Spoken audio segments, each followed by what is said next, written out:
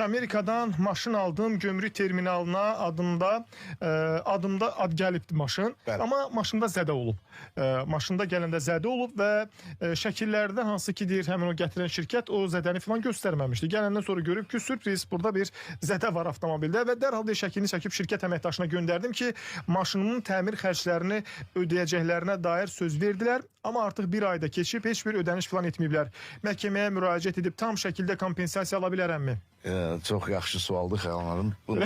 İstədim ki, sizin də hansısa bir formada bir təcrübədə. Bundan əvvəlki qonağınız elə mən bayaqları bura gəldikdə qulaq asırdım. Onlar da maşın daşıma şirkəti ilə bağlı idi.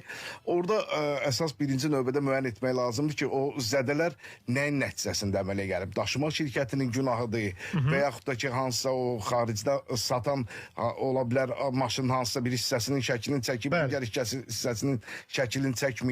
Bunların hamısını aydınlaşdırıb və ən əsası da o daşıma şirkətində baxmaq lazımdır. O müqavilə bağlananda onlar o bütün o öhdəlikləri öz üzərlərinə götürürlər, götürmürlər. Təhvil alanda nətər almışlar, təhvil verəndə hansı formada təhvil verirlər.